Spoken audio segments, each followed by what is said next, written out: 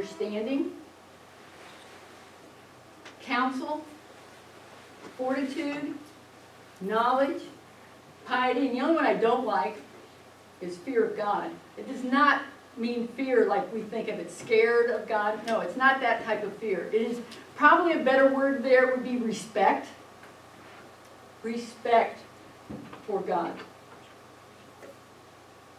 All of that. We are united with Christ, with the church, and with our parish, which means we're united with each other. Every time you go to Mass, you are united with every person in that church. We're there to be there with everyone. That idea of praying with and for others. Mass is one of the most beautiful prayers that exists. And we're there to pray with and for other people. Let's see. And the idea of strength, which is come up here into the chrism, the symbol of strength, to live our faith through our actions. People should see by how we act that we are Christian.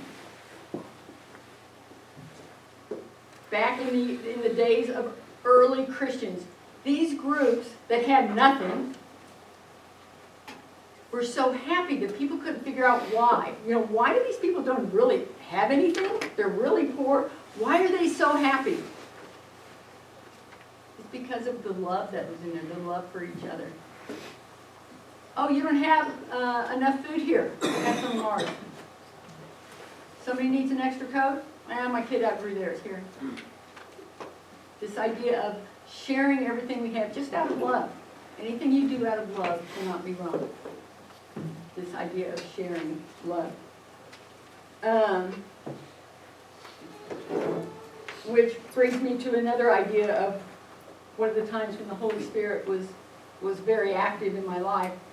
As an 8th grade teacher, every so often, around graduation time, usually a week or two after, kids would go and stay at somebody's house and they'd start making crank phone calls. Shockingly, they would call their 8th grade teachers. And when we would get to school and compare notes, what'd you hear? So anyway, my phone rang one night. It was like 2 in the morning. My husband goes, "You gonna get that?" I said, "No, I'm not getting that." I said, "It's just the kids. Ignore it." And so the answering machine clicked on, nothing was there, and it's like, forget it. So I get up the next morning, and caller ID says it was my daughter, my middle daughter. And she had, at the time, was working as a bartender. So a 2 o'clock in the morning call meant she's probably leaving from work or at work, and she needed to call me then. Well, I felt like the world's worst mother for not getting my lazy butt out of bed. So I'm sort of panicky. What do I do? And my husband, Joe goes, "What do you want to do? Should we drive over to her apartment?" She lived off the plaza a little bit.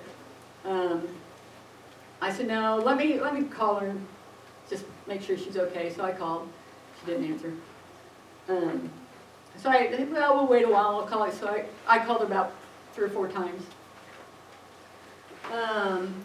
So now it's like, are we going to go over to the apartment, see what's there, or are we going to go to Mass? I said, let's get ready for Mass and then make the decision. So before we went to Mass, I called her one more time. She still didn't answer. And I think it was we were going to 10:30 Mass. So I get to church, and my mind is like going a million miles an hour, anything other than Mass. Mass is not on my mind, but I'm there physically. Mentally, I'm thinking about my daughter. So they have these little prayer cards in the pew. I thought, okay, this is my solution. I'm gonna read this prayer. And I tried to focus on it, and I'd get 2 lines into it, and I had to start over because I wasn't thinking anymore, and I went back. It took me about 4 or 5 times before I finally got all the way to the bottom. And at the bottom it says, read this novena for the next 8 days. Okay, that did me no good. I went to flip it into the pew. I almost said a bad word. I'm sure Father didn't want religion teachers saying bad things in Mass. And Father Farrar was a priest at the time, and he was giving the homily. And I'm sure he was saying something brilliant. I couldn't tell you a word he said. I couldn't focus on what he was saying. All I could do was think about my daughter and what a crummy mother I was for not getting up and answering the phone. So anyway, and later on, I did ask Father Farrar, I said, you know, I'm sure your homily on Sunday was good, but I didn't hear a word of it. And he goes, I didn't know what was going on. He goes, but I could tell you were agitated. I said, yeah, I was. So I told him my story. Anyway, about the offertory, I had the most beautiful peace come over me. And I knew she was fine. I still don't know why she called. I don't care why she called. I knew it was fine. And the Holy Spirit just gave me this inner beautiful peace that made my life lots better. So we go home from Mass. I call her again. She still doesn't answer.